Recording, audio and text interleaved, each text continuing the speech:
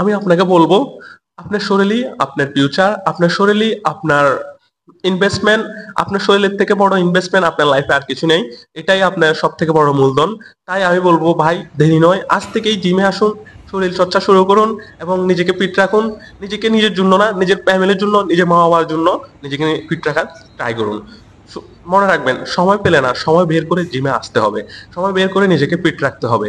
এটি এমন একটি বড় কিছু না যে আপনি আপনার লাইফের ডেইলি 24 ঘন্টা থেকে 1 থেকে 1.5 ঘন্টা বের করে আপনি জিমে আসতে পারবেন না। আপনি অবশ্যই, আপনি চাইলে পারবেন। আমিও একজন অনেক এক্সট্রা অর্ডিনারি মানুষ আপনার মতো।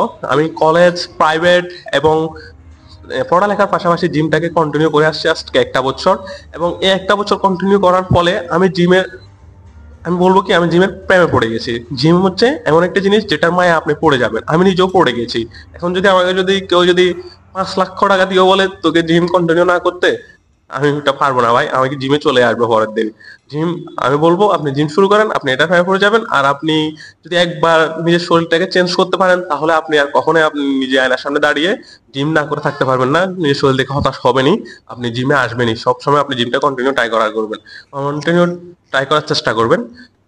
প্লিজ জিমে আসুন, আপনার জন্য না, আপনার ফ্যামিলির জন্য। আপনি না সেই মানুষ যে বলেন যে আপনি আপনার ফ্যামিলির জন্য, আপনার পরিবারের জন্য এবং আপনার মা বাবা, ছেলে সন্তানের জন্য সবকিছু করতে পারবেন।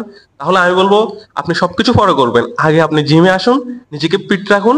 বা আপনি জিমে না আসতে পারলেও বাড়িতেই নিজেকে ফিট রাখার চেষ্টা করুন।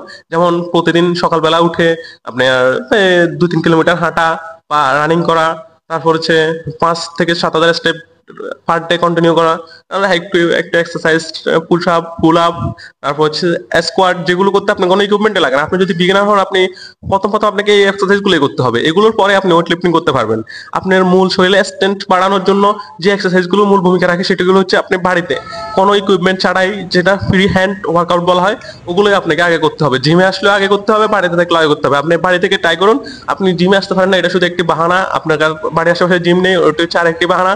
আমি নিজেই 12 কিলোমিটার গাড়ি করে এসে তারপর এখানে জিম কন্টিনিউ করি, কলেজের পাশাপাশি, এবং কলেজের পাশাপাশি প্রাইভেটের পাশাপাশি পড়ালেখার পাশাপাশি। আপনি কেন পারবেন না? আপনি তো আমার থেকে, আমি মনে করি বেটার অপশন আপনার কাছে আসে। আমার বাড়ি হচ্ছে 12 কিলোমিটার দূরে এখান থেকে। আমি 12 কিলোমিটার দূরে এসে জিম করি। আজকে এই ভিডিওটি আপনার জন্য যদি সামান্য পরিমাণ ইনফরমেটিভস এবং হেল্পফুল হয়ে থাকে, তাহলে অবশ্যই আমার চ্যানেলটাকে সাবস্ক্রাইব করে পাশে থাকবেন। এবং জিম সম্পর্কে যে কোনো ধরনের প্রশ্ন আমাকে কমেন্টের মাধ্যমে জানাতে পারেন। ধন্যবাদ সবাইকে। আসসালামু আলাইকুম।